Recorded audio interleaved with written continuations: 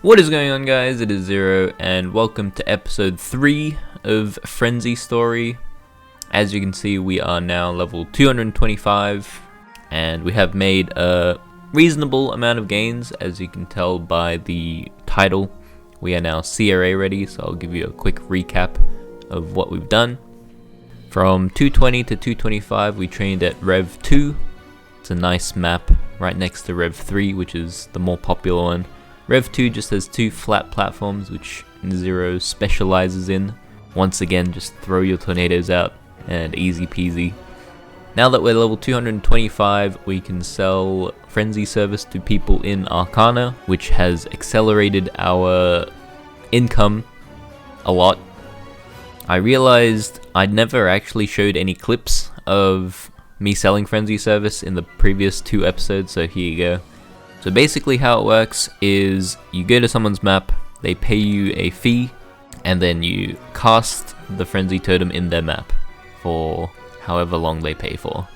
The skill lasts for 10 minutes and it persists even if you leave the map, which means you can sell to pretty much as many people as you want, which is what makes this totem so overpowered.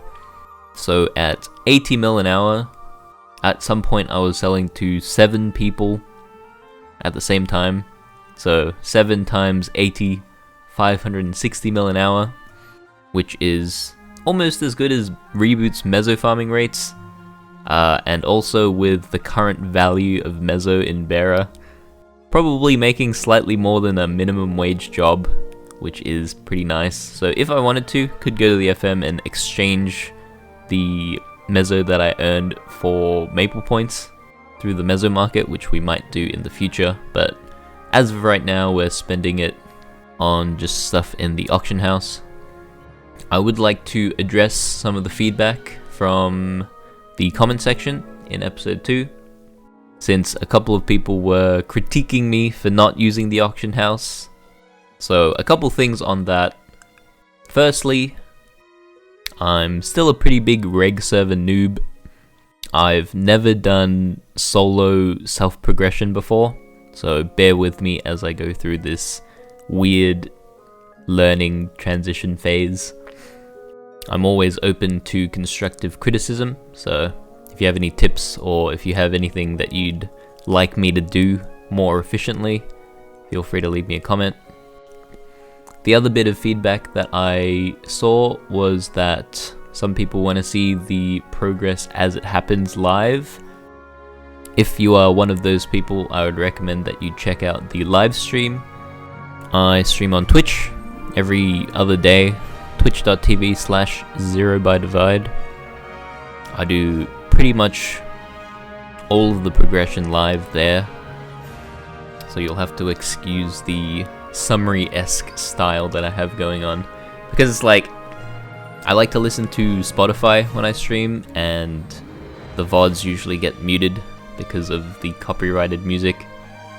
I guess I could just stream with maple sounds on.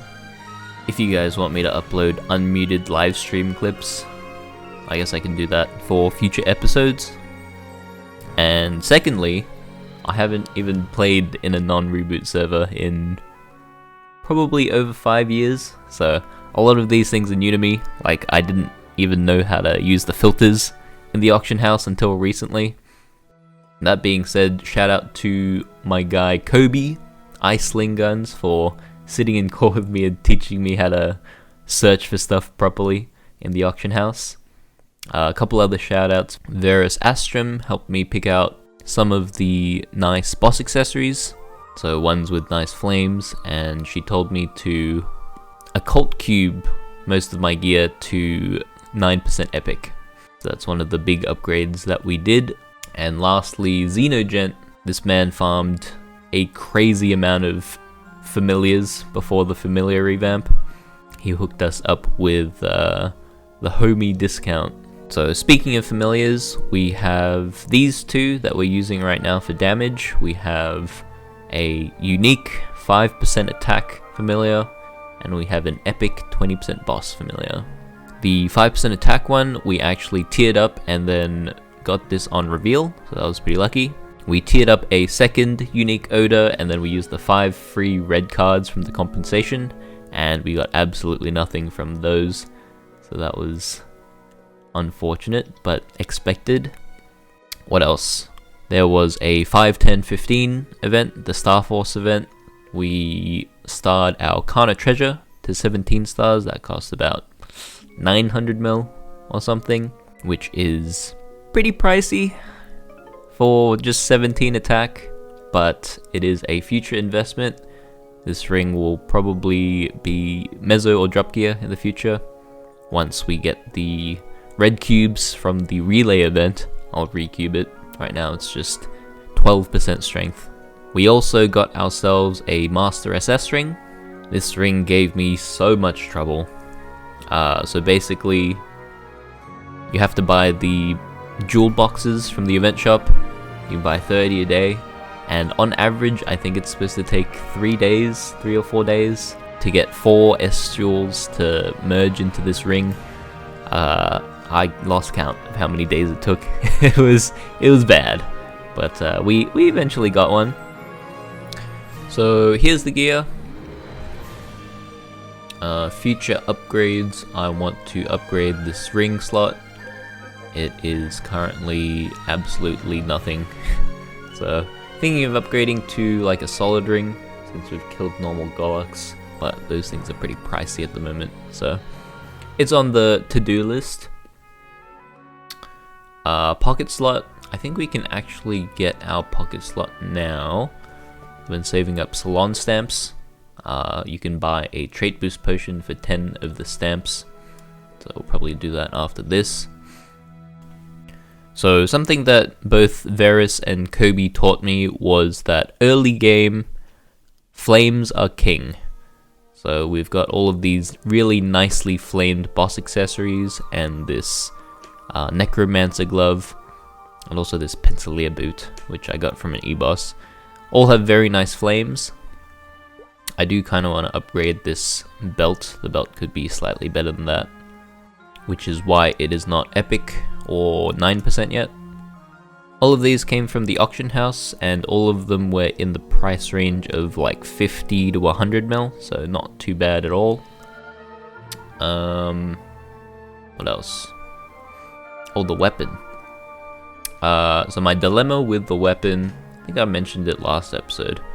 I was thinking of how I wanted to scroll it, either prime scrolling it versus spell tracing it, with 15% spell traces.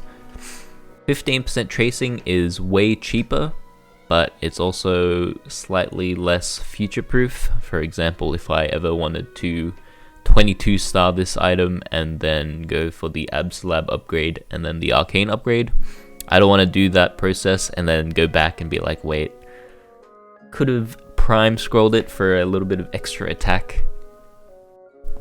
So we don't really need to do that for the series, because our goal is just Damien and Hell Golux.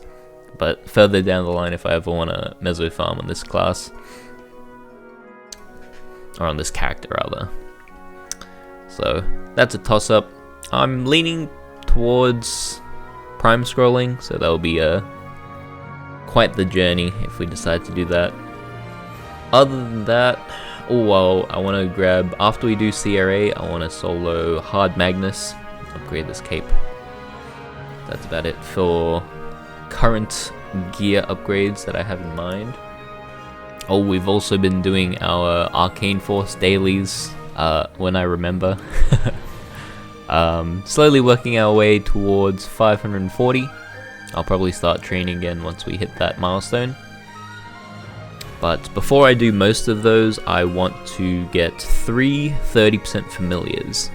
So with the familiar update, familiars are actually disgustingly overpowered.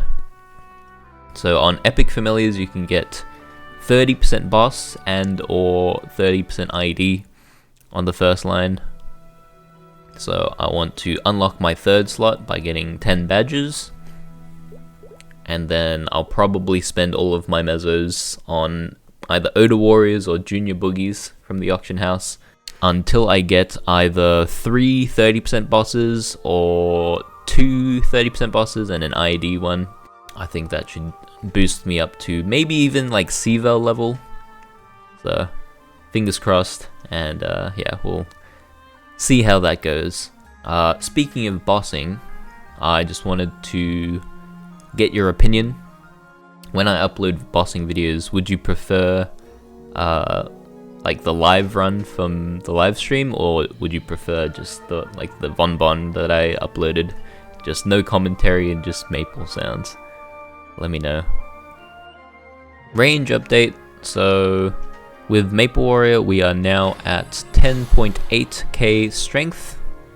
We have just shy of 1 mil range in alpha, but in beta we have 1.1 mil. So that is that. You can expect to see both a Chaos Queen and a Chaos Clown solo soon. Just remember to let me know in the comments which style of bossing video you want to see. Anyway, that's going to be it for this video. Thank you guys for watching, and I will see you guys next time.